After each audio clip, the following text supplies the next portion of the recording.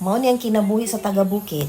Dili lang ni mananom og mga lagutmon, mga pagkaon. Mamuhi pud mig mga hayupan og ang among gipili nga buhion kining Bisayang manok. Naghimo mi og organic farming. Pero kay baba mo dili lalim paghimo ani tungod kay sa sugod pa lang daan ani amo nang gikural ang kinatibuk-an og kinatas-an nga net nga ning abot ang iyahang gilapdon og 9 feet. Dili ra gihapon pud dinaho na kuha ang maong net ani ra pud nga platform.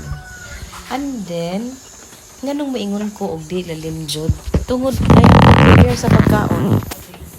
Ang buhaton sa akong partner ani nagsupport lang ko ani ni sa ijahang bisyo. Mao ni ang ijang bisyo nga akong gisuportaan. Ang pagkaon ani gikan sa mga saging nga di na makaon sa tao.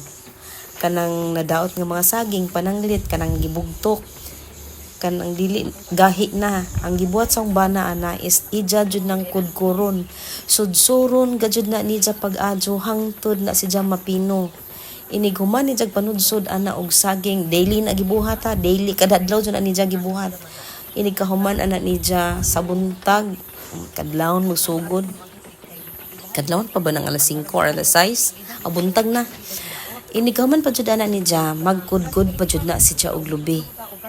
Ang makarelate ra jud aning akong gisulti taga bukid ra gud pud gihapon. Kudkuron ang lubi and then inighuman pa jud kudkod sa lubi ija pa jud nang tagtaron. Kay kung di tagtaron basin madaot ang mga piso kay mutuktok ba ang mga piso o tan-awa.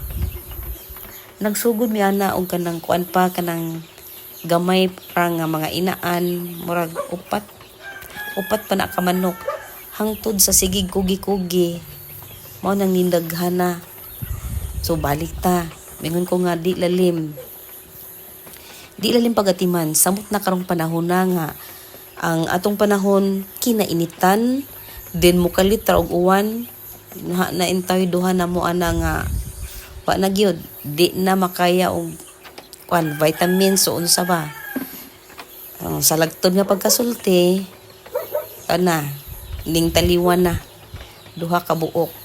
Di ba sayang pero ang giingnan kanang suporta man lagi ko sa akong partner ing ana jud nang mamuhi ta kutob sa mahimo nato atong paningkamutan pero ug di na jud si ja mahimo mao na bahin na to si ja sa kuan bahin sa kinaiyahan sa tanawa kana lamang pagpanuwa buntag o gabi ka magingana di lalimo nang kung naamgali mo ing ani suporta inyong partner basta para sa kayuhan sa tanan maura to salamat.